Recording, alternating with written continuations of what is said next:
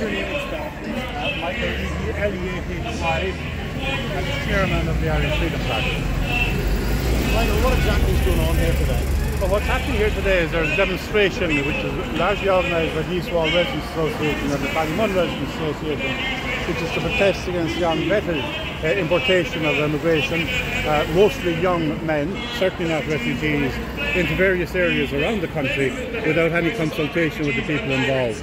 At the same time, of course, there's a counter-demonstration organised by a variety of people who generally show up in order to shut down debate. They don't seem to organise events of their own, but when we, our side, organise an event, they will generally show up to try to shout us down to prevent our meetings from taking place. So that's what's happening. What does this mean to Ireland? I mean, what does it mean to Irish people? Ireland's only about, I suppose, just over 100 years old. It's just about finding itself. Yes. How do you think this reflects on Ireland? I think the difficulty is that we've seen a very substantial inward migration into Ireland in a very short space of time. The figures are really quite extraordinary. They have been ramping up over the past 20 years, but since the Ukrainian war has been declared, a huge number of people have been brought into the country. You're talking about figures of up to 100,000 people in total. Now that is a phenomenal, that's a huge number for Ireland in the middle of a housing crisis. Our party, the Irish Freedom Party, believes that we must have a humane immigration policy that caters for genuine refugees, but we cannot have an unvetted system of importation of people. I know for a fact in my own county of Clare, which is a number of hotels which are now full of people claiming to be fleeing from the Ukraine war, and I would say that most 20% of them come from Ukraine. The great majority of people that are being brought in here are young men. I've no idea why they came to be refugees, but they're certainly not refugees from the Ukrainian war. And that is being used as an excuse by government to import a large number of people. And it's not fair in Ireland. Ireland has a far higher proportion of its population than other European countries.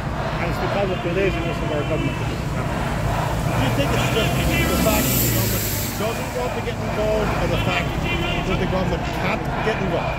The government can get involved. It has repeatedly said that we are bound by international laws and international treaties. But when you look at that, Ireland actually does have an opt-out of the Amsterdam Treaty as far as immigration is concerned. Ireland voluntarily signed up for that in 2015, but it can pull out at any time that it wants in its own interest. Ireland does have the right to represent its own interests in the matter of immigration, so we're not bound by that. In accordance with the Dublin Protocol, Ireland is only obliged to bring people into this country who arrive in this country first, in the countries that they're fleeing from, where it's recognised as an unsafe country. That's not happening in this case.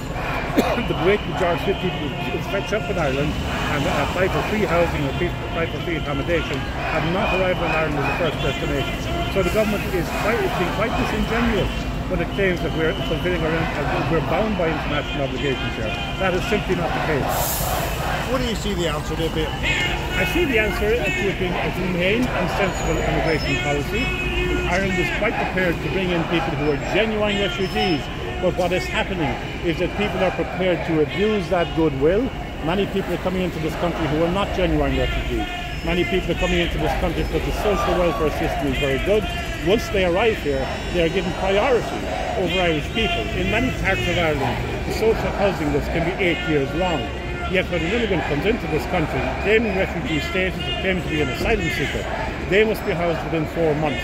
This cannot be fair. This is something that is going to cause major dissension and social unrest in Ireland. Unless the government tackles this, there's going to be serious problems downstream.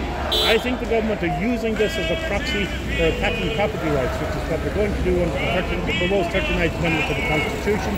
They're going to give every resident in Ireland, regardless of citizenship, the right to housing. And the only way that can be vindicated is by attacking the property rights of existing people.